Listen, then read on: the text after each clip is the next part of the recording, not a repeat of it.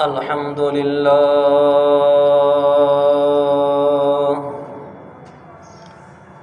الحمد لله رب العالمين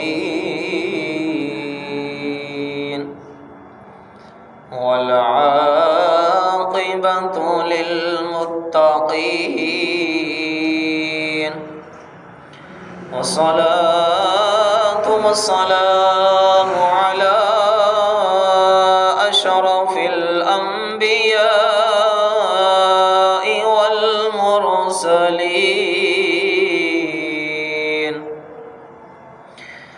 أما بعد فأعوذ بالله من الشيطان الرجيم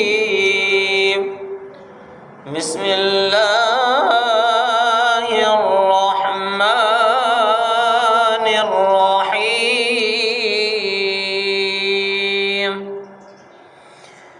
إنما يريد الله ليذهب عنكم الرجس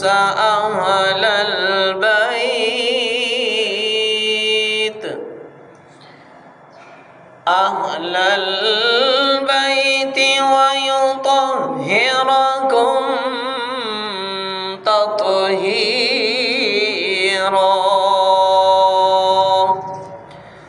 آمنت بالله صدق الله مولانا العظيم وصدق رسوله النبي الكريم الأمين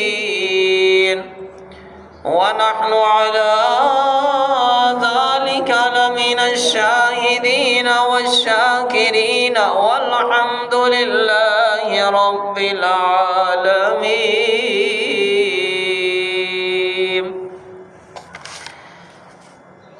خشک شاخوں کو وہ تازہ گلاب دیتے ہیں، خشک شاخوں کو وہ تازہ گلاب دیتے ہیں، عہد پیری کو وہ پھر سے شباب دیتے ہیں.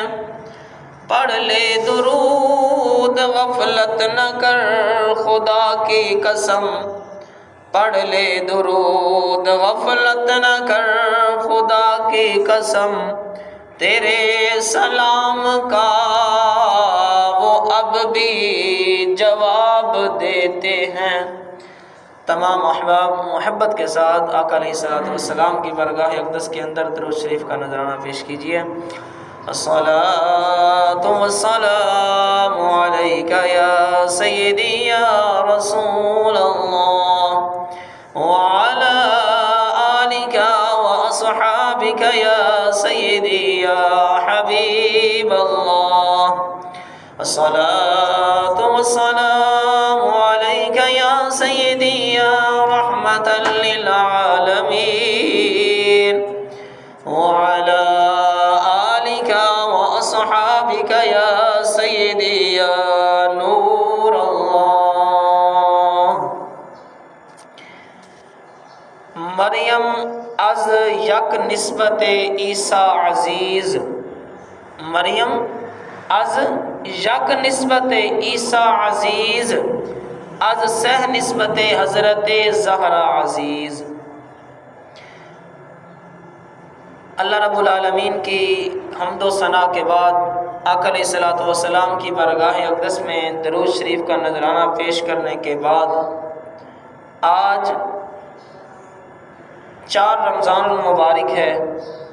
کل کا جو دن گزرا مطلب جمعرات کا جو تیسرا روزہ تھا 3 رمضان المبارک، وہ تھا یوم وصال سیدہ مخدومہ کائنات حضرت سیدہ فاطمہ رضی اللہ تعالی عنہا، آپ کا وصال تھا. تو اسی مناسبت کی وجہ سے انشاءاللہ آج ہم حضور سیدہ مخدومہ کائنات سیدہ فاطمہ رضی اللہ تعالی عنہا کی بارگاہ کے اندر اپنی حاضری کا شرف حاصل کریں گے. سب سے پہلے آپ لوگوں کے سامنے اللہ رب العالمین کی لا ریب کتاب، بے مثل و بے مثال کتاب میں سے ایک آیت مطہرہ، اس آیت کا نام ہے آیت مطہرہ کے نام سے ایک آیت مشہور ہے، اسی آیت کی تلاوت کی، جس میں اللہ رب العالمین نے فرمایا انما یرید اللہ، کہ بے شک اللہ رب العالمین ارادہ فرماتا ہے، بے شک اللہ رب العالمین ارادہ فرماتا ہے، لیذہب، کہ دور کر دے، عنکم، تم سے، لیذہب، کہ دور کر دے، عنکم الرجس، آپ سے تمام ناپاکی کو۔ اللہ رب العالمین ارادہ فرماتا ہے کہ آپ سے تمام ناپاکی کو دور کر دے۔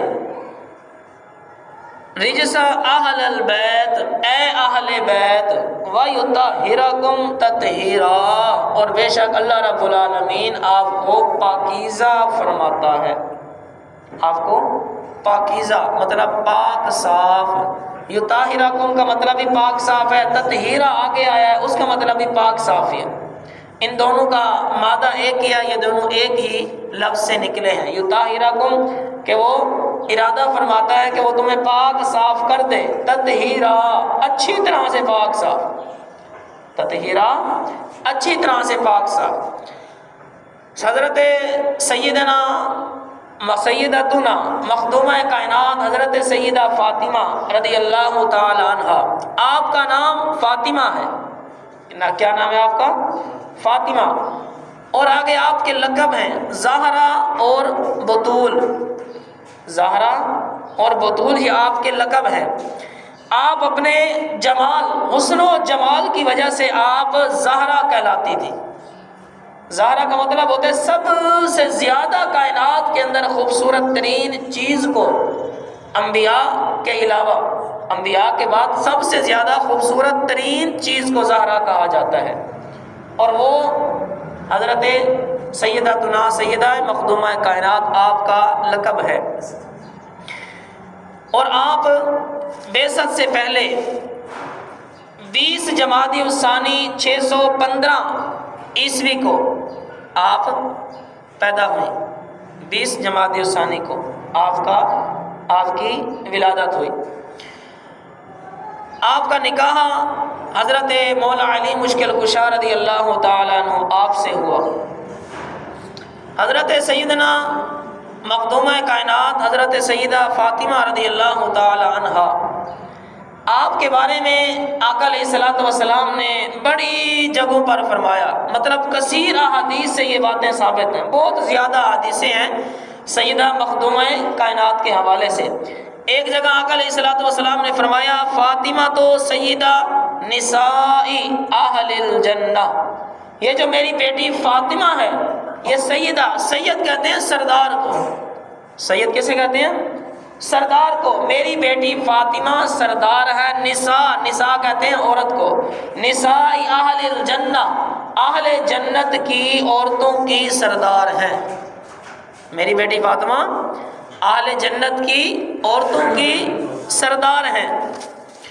اب حضرت ابو سعید خدری رضی اللہ تعالیٰ عنہ، آپ حدیث مبارکہ کے راوی ہیں، آپ فرماتے ہیں کہ آقا علیہ الصلوۃ والسلام کا معمول ہوا کرتا تھا، معمول مطلب عمل اس چیز کو کہا جاتا ہے جو آقا علیہ الصلوۃ والسلام نے کثرت کے ساتھ کیا ہو، مطلب یہ معمول حضرت ابو سعید خدری آپ اس حدیث کے راوی ہیں، آپ فرماتے ہیں کہ آقا علیہ الصلوۃ والسلام کا معمول ہوا کرتا کہ جب آپ نماز فجر میں مسجد کے میں جانے کے لیے جاتے، نماز فجر کے لیے مسجد میں جاتے تو راستے میں حضرت مولا علی مشکل کشا رضی اللہ تعالی عنہ اور حضرت سیدہ مخدومہ کائنات سیدہ فاطمہ رضی اللہ تعالی عنہا آپ کے گھر کے سامنے سے جب گزرتے تو آقا علیہ الصلوۃ والسلام اس آیت یعنی انما یرید اللہ لیذھب عنکم الرجس اہل البیت ویطہرکم تطہیرا، اس آیت کی تلاوت فرماتے ہوئے جاتے، اس آیت کی تلاوت فرماتے ہوئے آقا علیہ الصلوۃ والسلام کی ذات جب مسجد نبوی میں تشریف لے جاتے تو اس آیت کی تلاوت فرماتے، خصوصاً جب حضرت مولا علی کے گھر سے کے سامنے سے گزرتے۔ حضرت مخدومہ کائنات آپ کی والدہ حضرت سیدہ عائشہ، یعنی آقا علیہ الصلوۃ والسلام کی زوجہ ہے نا، تو پھر آپ کی والدہ بھی ہوئی۔ آپ کی حقیقی والدہ حضرت سیدہ خدیجہ ہے، لیکن آقا علیہ الصلوۃ والسلام کی زوجہ ہونے کی حیثیت سے حضرت عائشہ آپ کی والدہ بھی ہوئی۔ تو حضرت ام عائشہ صدیقہ عفیفہ رضی اللہ تعالی عنہا، آپ حدیث مبارکہ کے راوی ہیں۔ آپ فرماتی ہیں کہ ایک مرتبہ آقا علیہ الصلوۃ والسلام صبح کے وقت گھر سے باہر تشریف لائے، مطلب صبح نماز کے وقت جب جانے لگے مسجد میں تو گھر سے باہر تشریف لائے، اس حال میں کہ آپ نے ایک چادر اوڑھی ہوئی تھی، مطلب آپ نے اپنی چادر اپنے اوپر اوڑھی ہوئی تھی، اور اس چادر کے اندر چھوٹے چھوٹے ڈبے بھی تھے، جسے خانے کہا جاتا ہے، چھوٹے چھوٹے ڈبوں والی چادر آپ نے اوڑھی ہوئی تھی۔ تو آپ فرماتی ہیں کہ اتنے میں حضرت حسن رضی اللہ تعالیٰ عنہ آپ آئے، حضرت مخدومہ کائنات کے گھر سے آپ آئے، راستے میں ملے تو آقا علیہ الصلوۃ والسلام نے انہیں لیا اور چادر کے اندر لپیٹ لیا۔ کن کو؟ حضرت سیدہ مخدومہ کائنات کے بیٹے حضرت سید امام حسین رضی اللہ، امام حسن رضی اللہ تعالیٰ عنہ، آپ آئے، ان کو لپیٹ لیا چادر میں۔ تو اس کے بعد حضرت امام حسین رضی اللہ تعالیٰ عنہ آئے، ان کو بھی آقا علیہ الصلوۃ والسلام نے چادر کے اندر لپیٹ لیا۔ اس کے بعد حضرت مولا علی مشکل کشا رضی اللہ تعالیٰ عنہ آپ تشریف لائے تو آقا علیہ الصلوۃ والسلام نے ان کو بھی چادر کے اندر لپیٹ لیا۔ اس کے بعد حضرت مخدومہ کائنات حضرت سیدہ فاطمہ رضی اللہ تعالیٰ عنہ آپ تشریف لائیں تو آقا علیہ الصلوۃ والسلام نے ان کو بھی چادر کے اندر لپیٹ لیا، ان کو بھی چادر کے اندر لپیٹ لیا۔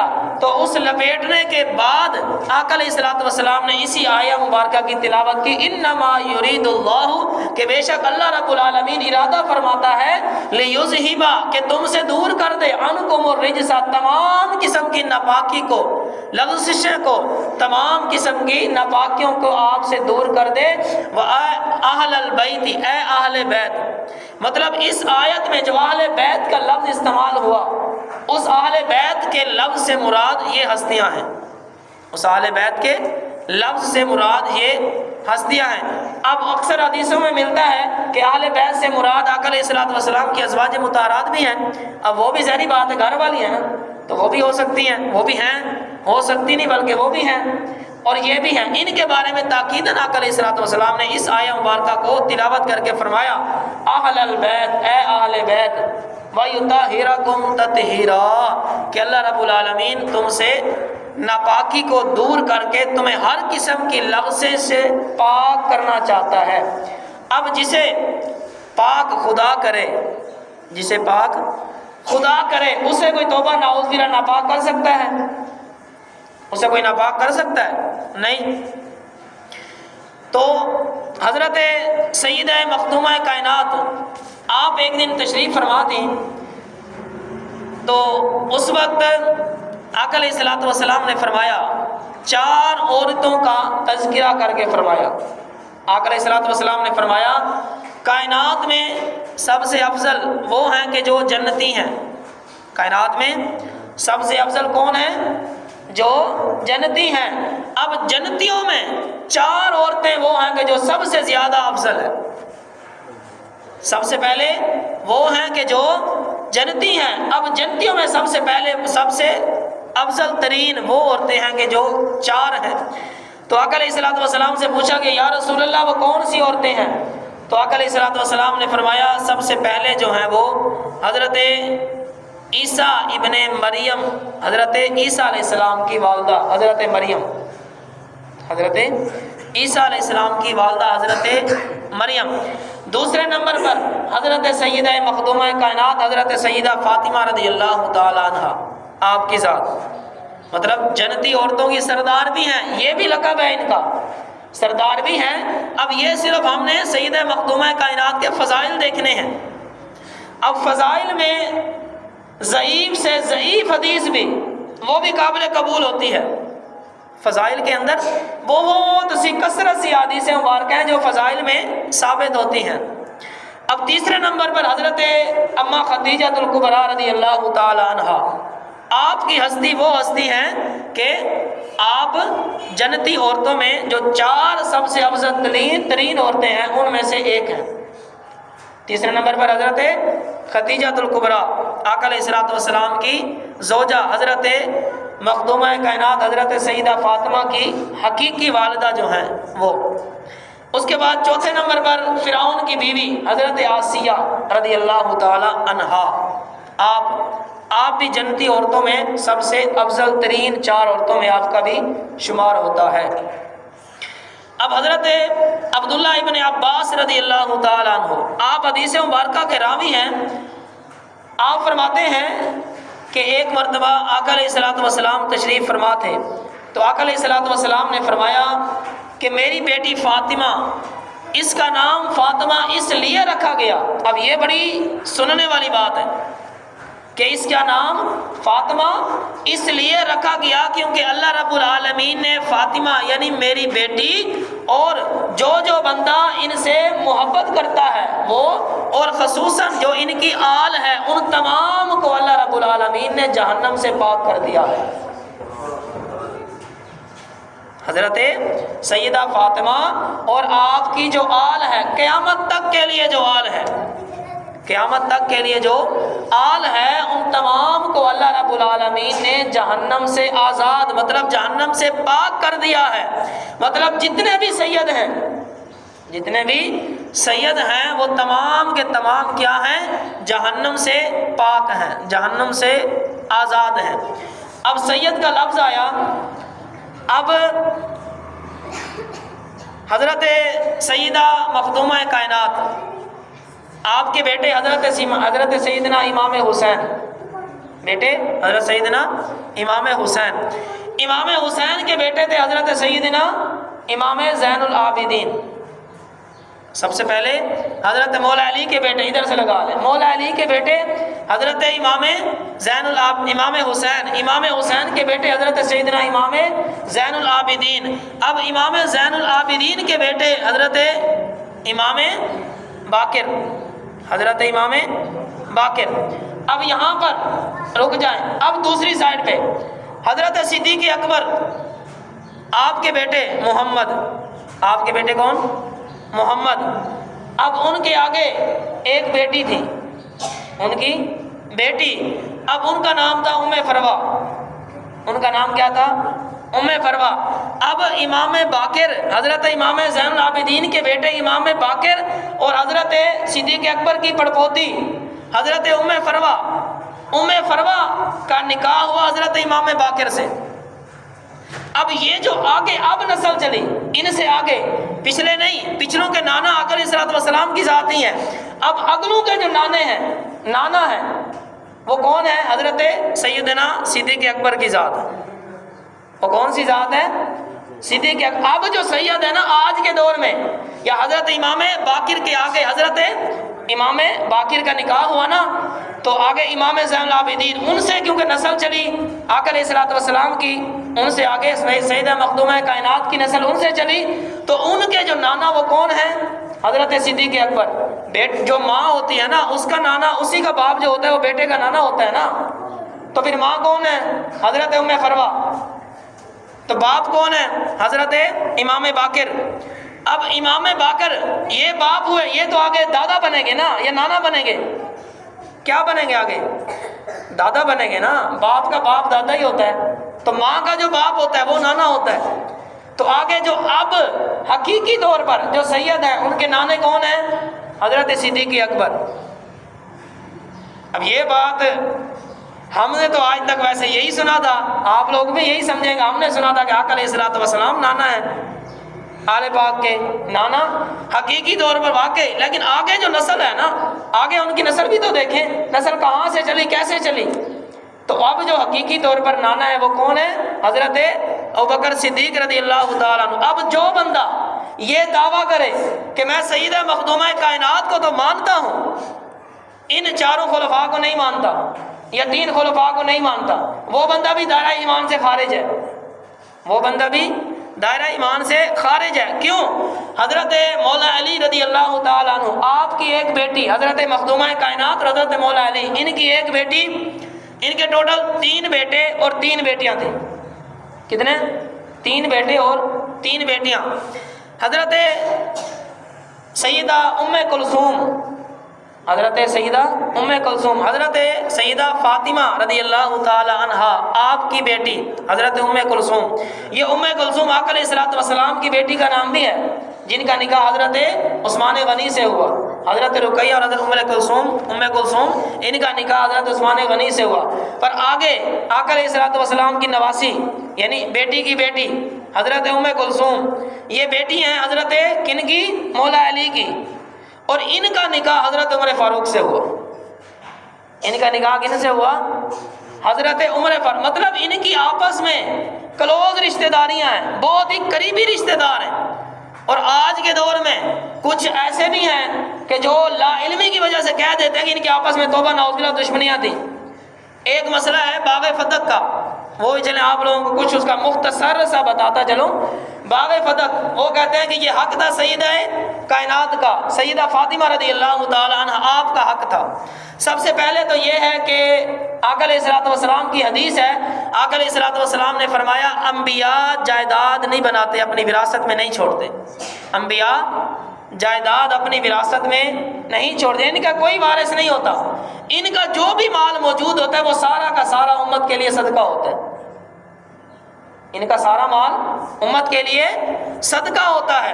اب کچھ کہتے ہیں کہ جی یہ باغ جو تھا مخدومہ کائنات کی وراثت تھا، تو لہٰذا باپ کی جو وراثت ہوتی ہے وہ بیٹی کو ملتی ہے، لیکن حضرت ابوبکر صدیق نے توبہ نعوذ باللہ ان کو وراثت نہیں دی.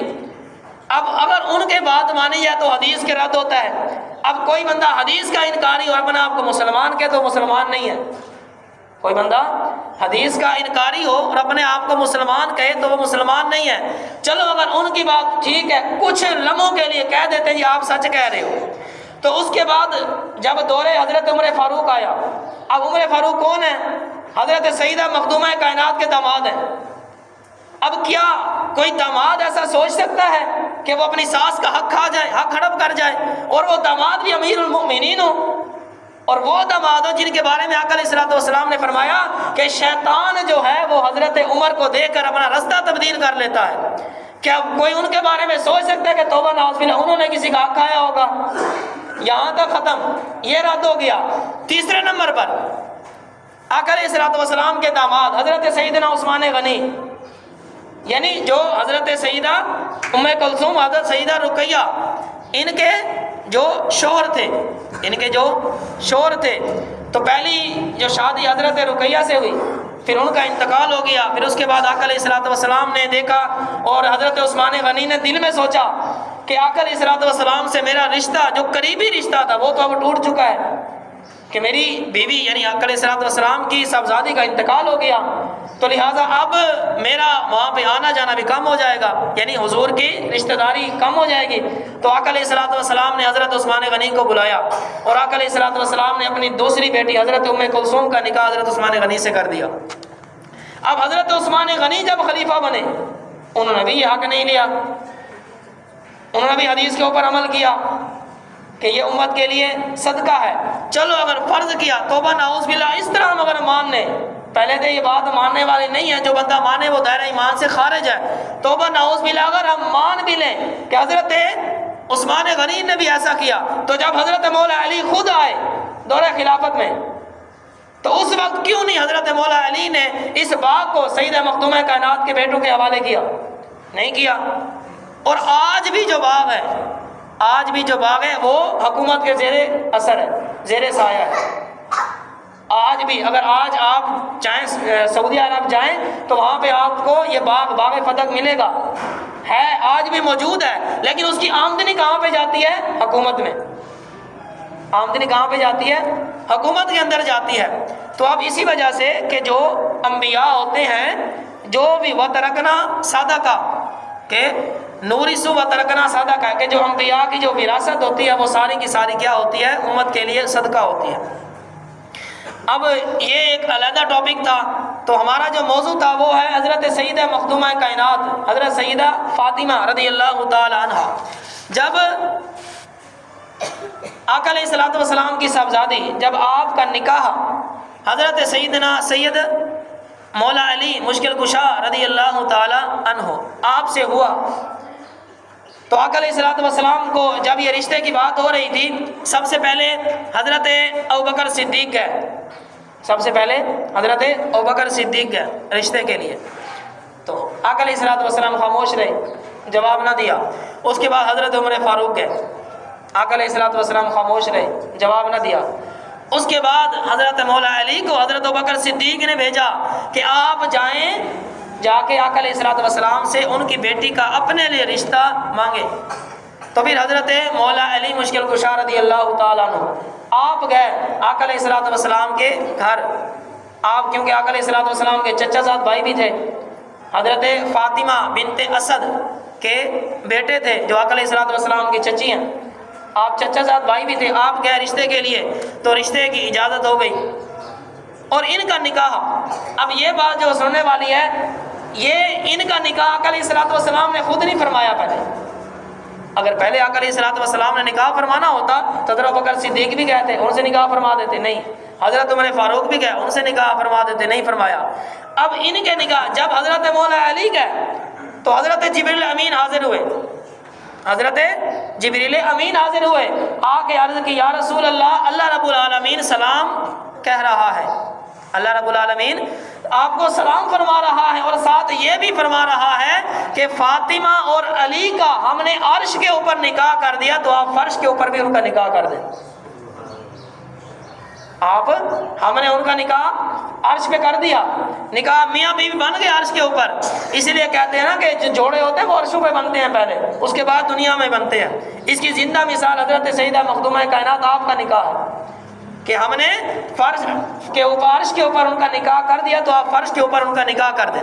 جب حضرت مولا علی اور حضرت سیدہ مخدومہ کائنات جب آپ دونوں کا نکاح ہو گیا تو 3 دن تک، کتنے دن تک؟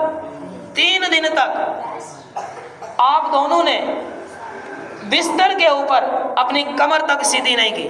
مطلب عبادت الہی، دن کو روزہ رات کو عبادت، دن کو روزہ رات کو عبادت، دن کو روزہ رات کو عبادت کیا کرتے تھے.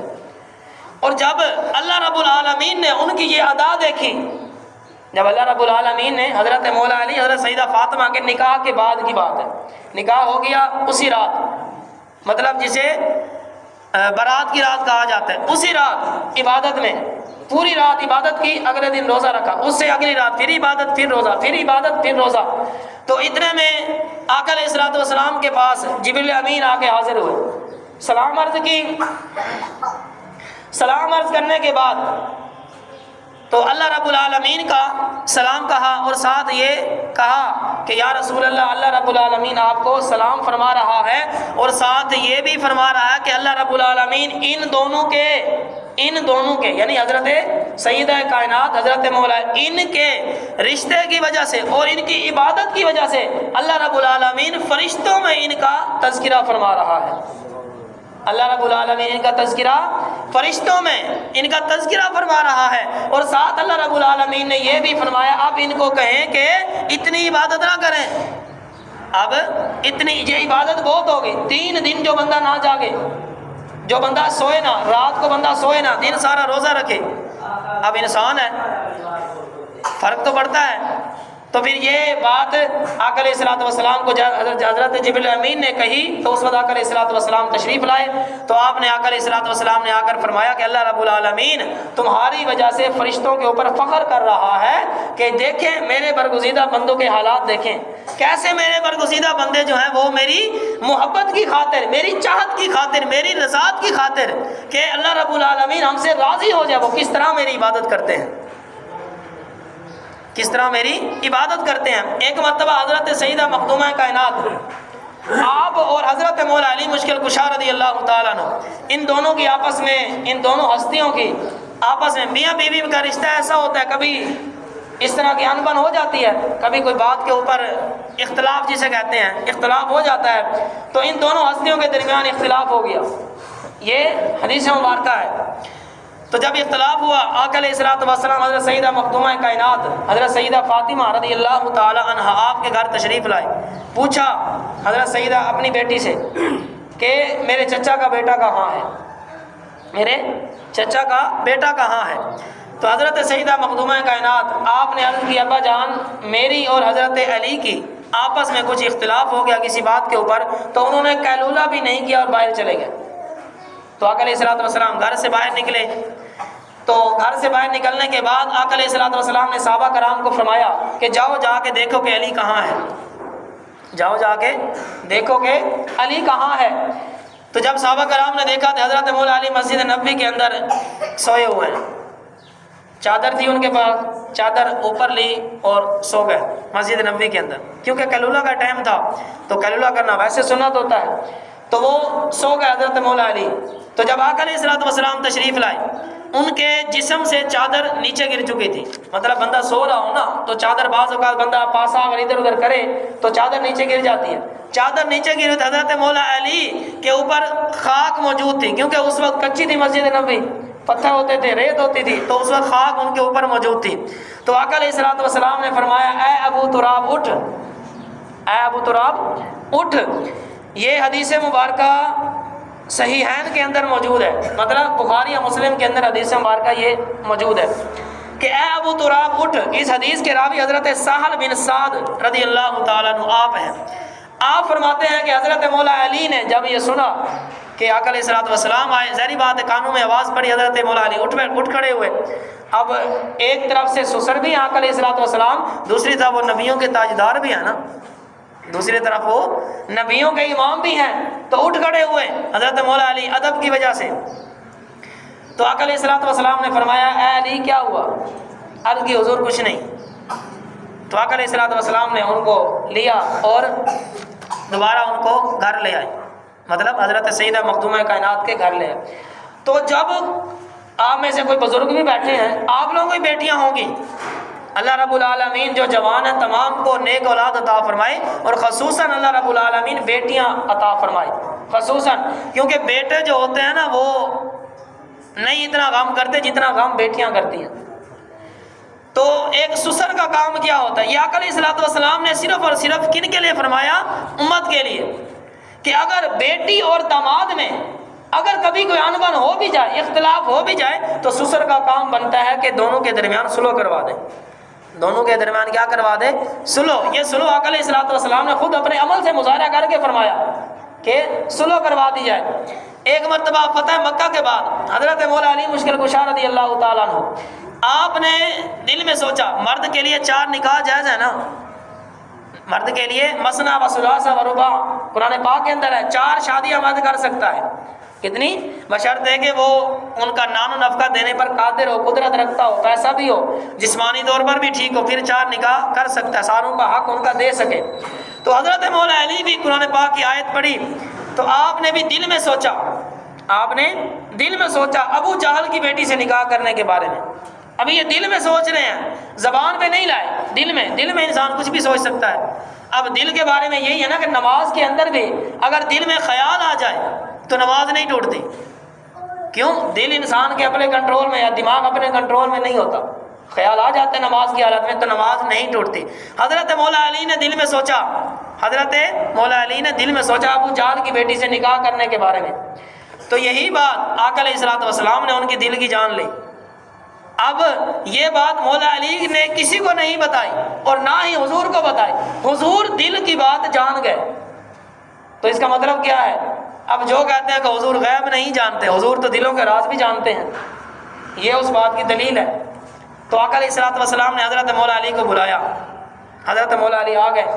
آقا علیہ الصلوۃ والسلام نے فرمایا اے علی میں نے سنا ہے. اب حضور نے یہ نہیں فرمایا کہ مجھے کسی نے بتایا، حضور میں نے سنا ہے کہ نکاح کرنا چاہ رہے ہیں، چپ ہو گئے. تو آقا علیہ الصلوۃ والسلام نے اس وقت، حالانکہ قرآن کا فیصلہ ہے، کس کا فیصلہ ہے؟ قرآن کا فیصلہ، 4 کر سکتے ہیں، لیکن حضرت مولا علی کے بارے میں نص قرآن کے بعد آقا علیہ الصلوۃ والسلام کا فرمان آ گیا کہ اے علی جب تک میری بیٹی فاطمہ تیرے گھر میں موجود ہے، جب تک میری بیٹی فاطمہ تیرے گھر میں موجود ہے تو دوسرا نکاح بھی نہیں کر سکتا جب تک میری بیٹی فاطمہ تیرے گھر میں موجود ہے تو دوسرا نکاح بھی نہیں کر سکتا۔ اب حضرت مولا علی نے آگے سے کہا کچھ نہیں، عرض کی جی حضور، بس کیا کہا؟ جی حضور۔ کیوں؟ اس کی وجہ، اس کی جو وجہ میں آپ کو بتانا چاہتا ہوں وہ مفسرین کرام نے لکھی۔ حضرت مولا علی مشکل کشا رضی اللہ تعالیٰ عنہ آپ خامد ہونے کی حیثیت سے دونوں میں کیا کرتے؟ ان کو برابر رکھتے، جتنا ان کو دیا اتنا اس کو دیا، جتنا ان کو دیا اتنا اس کو دیا۔ کیوں؟ شور ہے، شور کا کام ہے، دو نکاح کر لے تو وہ بیوی دونوں بیویوں کو برابر رکھے، جتنے خرچے اسے پیسے دے رہا ہے اسے بھی اتنے ہی دے، جتنا سامان اسے دے رہا ہے گھر کا سامان، کھانے پینے کا، کپڑے راشن وغیرہ سارا اتنا بھی دے۔ تو اس طرح ایک ابو جہل کی بیٹی، ایک ابو جہل کی بیٹی جو کہ دشمن رسول تھا، اب دشمن کی بیٹی اور حضور کی بیٹی، اب یہ اگر مولا علی یہ کر لیتے، پہلے تو یہ غلطی کبھی نہیں ہو سکتی تھی، یہ غلطی کبھی نہیں ہو سکتی تھی۔ اور اس طرح آقا علیہ الصلوۃ والسلام، مفسرین کرام لکھتے ہیں کہ آقا علیہ الصلوۃ والسلام نے حضرت مولا علی کو اس عظیم بڑے گناہ سے بچا لیا کہ انہوں نے نکاح نہیں کیا، حضور نے منع فرما دیا۔ کیوں؟ جو بات خدا کو نامنظور ہے وہی بات مصطفیٰ کو بھی نامنظور ہے، اور جو بات مصطفیٰ کو نامنظور ہے وہی بات خدا کو بھی نامنظور ہے۔ تو یہ ہمیں پتہ چلتا ہے کہ حضرت سیدہ فاطمہ رضی اللہ تعالیٰ عنہ آپ کے حوالے سے، آپ کی سیرت، آپ کا یوم وصال 3 رمضان المبارک، کل کا آپ کا جو گزر گیا روزہ، یہ آپ کا یوم وصال تھا۔ اللہ رب العالمین کی بارگاہ میں دعا ہے اللہ رب العالمین ہم سب کو سیرت فاطمہ پڑھ کر اور اس پر عمل کرنے کی توفیق عطا فرمائے، اور اللہ رب العالمین ہم سب کے بیٹیوں کے نصیب بھی اچھے کرے۔ وما توفیقی الا باللہ۔